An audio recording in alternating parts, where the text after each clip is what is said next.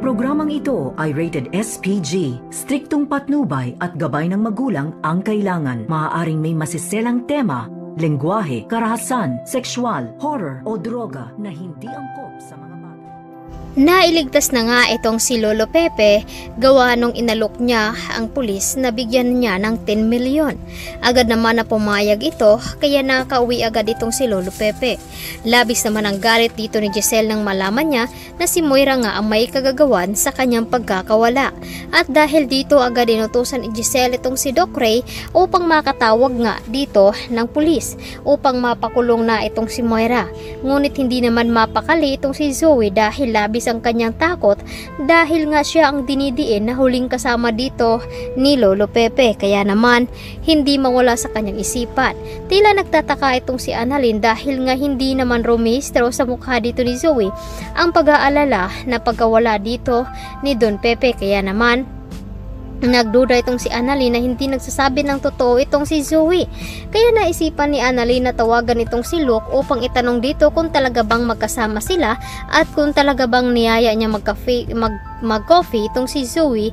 Kaya naman agad na natuklasan dito ni Annalyn na nagsisinungaling itong si Zoe. Samantalang sa mansyon naman dito ni Doc Carlos kung saan ay agad niyang pinabihis itong si Lynette dahil nga hindi nagustuhan ang kanyang pananamit.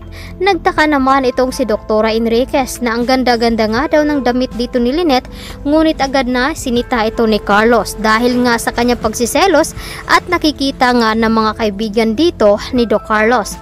Pagkatapos nga ng kainan ay agad naman nag-uusap ang mga kaibigan ni Carlos na ibang-iba nga daw talaga itong si Lynette. At agad naman napag-usapan nila ang tungkol nga sa pagpapalayas dito ni Carlos sa isang asungot sa kanilang bahay. Kaya naman agad na sinabi dito ni Carlos na kapag bumalik nga doon si Annalyn ay gagawa pa rin daw siya ng paraan upang mapalayas niya ito. Kaya naman hindi narinig dito ni Lynette ang mga sinasabi dito ni Carlos dahil nga naiisip na dito ni Lynette na unti-unti na nga hinala niya na tama ang kanyang anak na sa pangit ng pag-uugali dito ni Carlos. Kaya naman dito na sasabihin ni Lynette sa kanyang anak na mas dapat ay pinili niya na hindi na lamang magpakasal. Kaya naman itong si Annalyn ay labis ang pag-iyak dahil nag-aalala pa rin ito sa kanyang Lolo Pepe. Ipinagdadasal naman dito ni Annalyn na sana ay ligtas nga ito. Agad naman pinainom at binigyan ng tubig ng pulis itong si Lolo Pepe kaya sinabihan na mabait naman pala ito. Kaya naman inalok niya ito ng 10 milyon kapalit ng kanyang kalayaan. Hindi naman sumagot ang pulis, ngunit dahil kasabwat siya ni Baladjia at baka madamay pa nga ito, agad naman sinabi dito ni Moira na siya ang may kasabwat doon sa pagkawala dito ni Lolo Pepe. Dahil nga tinanong itong si Moira dito ni Nerissa, umami naman itong si Moira sa kanyang kasalanan dahil nga takot itong malaman nila ang tungkol sa DNA result dito ni Zoe. Kaya naman pilit na tinatago dito ni Moira at nakipagkontsaba pa itong si Zoe. Samantalang dahil nga sa kaba at hindi mapakali itong si Zoe ay naisipan nga dito na puntahan itong si Carlos at sabihin dito na may nakakaalam na nga sa kanilang sikreto. Sinabi naman dito ni Carlos na wag daw dumagdag itong si Zoe sa kanyang mga problema dahil nga marami daw itong iniisip, lalo pat sinisita nga ang bahay dito nila ni Carlos sa isa sa kanyang mga kakilala.